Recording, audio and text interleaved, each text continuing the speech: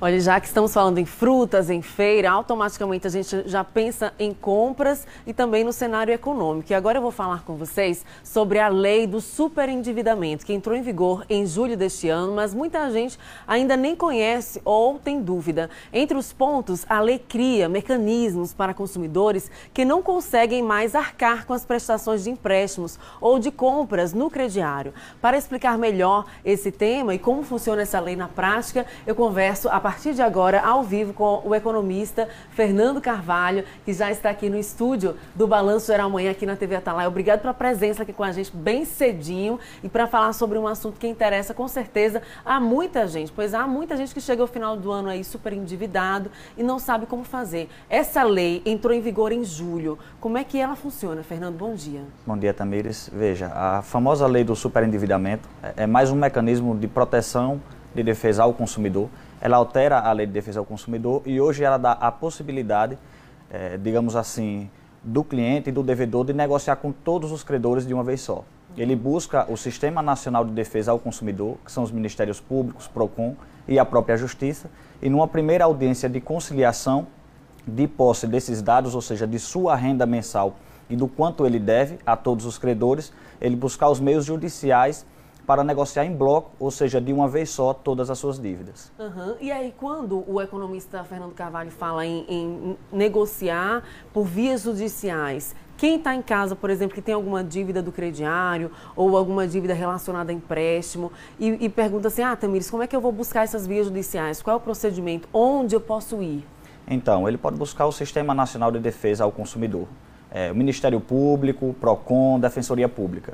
De posse desses dados e de sua renda mensal, ele apresenta isso na Justiça e a Justiça convoca todos os credores para uma reunião. Se assemelha muito à recuperação judicial que é utilizada para as empresas. Sim. Então ele apresenta lá a sua renda básica mensal, todos os credores com quem ele tem essas dívidas e em bloco isso é negociado. É importante frisar que aquele credor que não queira participar dessa renegociação, ele vai para o final da fila. O juiz ou a juíza hoje tem o poder de decidir de que forma vai ser feito o escalonamento desse pagamento e aqueles que não procurarem a justiça nessa reunião, vai para o final da fila. E nesse momento, por exemplo, é importante, por exemplo, essa intermediação da justiça com esses credores para se ter aí uma maneira mais fácil para essa pessoa que está endividada ter o acesso a um acordo dentro do que a pessoa recebe naquele momento por mês? Sim, sim. A justiça vai buscar sempre, digamos assim, manter a manutenção básica desse cidadão que está em dívida, ou seja, pelo menos a sobrevivência dele. Com aquilo que sobra da sua renda vai ser negociado com seus credores. Essa lei também vem proteger o consumidor do chamado assédio, ou seja, a maioria das instituições financeiras hoje, elas oferecem acesso ao crédito fácil e buscando aqueles que estão negativados. É o chamado assédio. Então, o Sistema Nacional de Defesa do Consumidor ele também protege o consumidor hoje, dizendo que essas instituições já sabiam da condição prévia do consumidor, de que ele era negativado e não poderia ter acesso a esse crédito. Então, justamente é isso, é fazer uma reunião com os credores, o devedor, fazer um escalonamento, ou seja, parcelamento dessas dívidas, que tem valor de decisão judicial e esse consumidor ele não pode ser mais assediado a pagar essas dívidas. E na prática, como é que funciona, por exemplo, esse tipo de assédio? Como é que o consumidor pode identificar que ele está sendo vítima de um assédio? Ligações telefônicas, e-mails. É importante frisar também que se houver medidas judiciais já sendo tomadas, e esse consumidor ele vai lá e alega que não pode pagar essas dívidas, que é importante frisar também que não são todas as dívidas, certo? Impostos e tributos, pensão alimentícia, crédito habitacional e rural e o que a gente chama também assim de artigos e bens de luxo, eles não entram na negociação. Só boletos e pagamentos, contas de água e luz e carnês.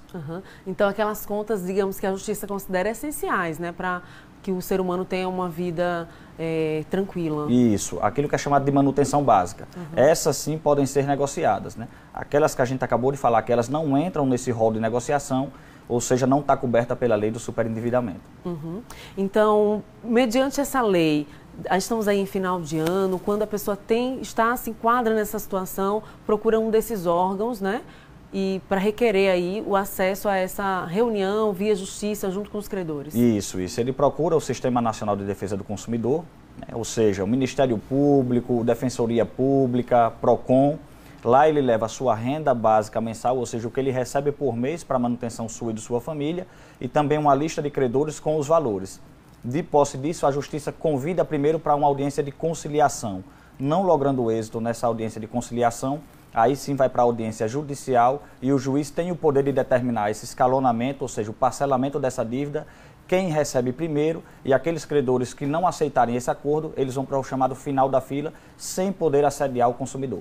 Quanto tempo, em média, há aí entre essa audiência, essa reunião da Justiça com os credores e o momento que o consumidor já vai ter um feedback dessa resolutividade, digamos assim? Há uma variação de estado para estado. A Justiça de Sergipe ela costuma ser rápida. Então, é interessante que o consumidor busque os órgãos judiciais, os meios judiciais, em torno de 3 a 6 meses. Isso depende muito da situação, digamos, do consumidor e daquele que buscou o aparato de justiça e também dos credores. Mas, em média, de 3 a 6 meses. De 3 a 6 meses, então, a pessoa já tem esse retorno aí da situação resolvida dentro da lei do superendividamento. Isso. Agora vai depender de caso a caso e de que vara da justiça ele buscou. Então, mas o importante é que ele busque isso e tente sanar suas dívidas. Falando em sanar dívidas, quais são as características que caracterizam, ficou até redundante, quais são as características que, digamos assim, colocam a pessoa como superendividada? Veja, é quando ele não há mais condições de pagar e essa rolagem de dívida já está muito acima de sua capacidade de pagamento.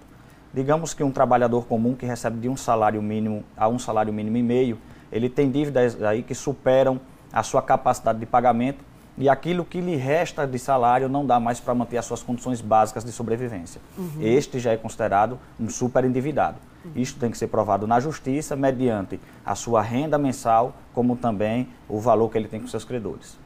Muito interessante. Agora estamos no final do ano, estávamos agora conversando até agora há pouco nos bastidores com a equipe. Final de ano é um mês, né, de compras, é um mês que as pessoas tendem a gastar mais. Quais são as orientações? Queremos aproveitar a sua presença aqui nessa semana natalina. Quais são as orientações para aquele trabalhador, para aquela trabalhadora que já está em uma situação, digamos assim, não confortável financeiramente, mas que está com dinheiro em conta? Como ele pode equilibrar esses gastos de fim de ano? É o que a gente chama de consumo consciente, Tamires. Primeiro, ele fazer as suas contas, aproveitar para alguns, como os funcionários públicos que receberam a segunda parcela do 13º, fazer um consumo consciente. Separar uma parte do seu dinheiro para pagamento de dívidas e impostos. Material escolar, que chega logo no início do ano que vem. A partir do momento que ele separa esse dinheiro para pagamentos de dívidas e impostos, material escolar e situações mais emergenciais, o restante ele faz pesquisa de preço, vai ao mercado, vê o que ele pode adquirir ou acessar com aquele restante do dinheiro. Ou seja, é o que a gente fala de não se empolgar, né, e fazer gastos que não são necessários para esse momento. E aí cabe também o cuidado com cartão de crédito, né? Porque cartão de crédito é fácil, compra rápido, mas a fatura vem no mês seguinte. O bom de fazer uma compra no cartão de crédito é de acordo com sua capacidade de pagamento. No Brasil, é uma das maiores taxas dos juros rotativos do mundo. Ele chega a mais de 340% ao ano. Então é bom o consumidor ficar atento, fazer de tudo para pagar a parcela toda. Se ele não conseguir, a dica é não pagar o mínimo e esperar para negociar. Porque ele não vai conseguir pagar esse cartão de crédito e vai ficar rolando esses juros e essa dívida para frente. Então, consumo consciente e estar atento ao cartão de crédito. Fernando Carvalho, economista, aqui participando do Balanço Geral Manhã. A gente quer te agradecer a presença aqui com a gente tão cedinho para dar orientações, que eu tenho certeza essas orientações ajudaram e clarearam a mente aí de muita gente que está acompanhando o Balanço Geral. Bom, eu que agradeço, Tamires. Um bom dia e bom trabalho. Bom dia, obrigada.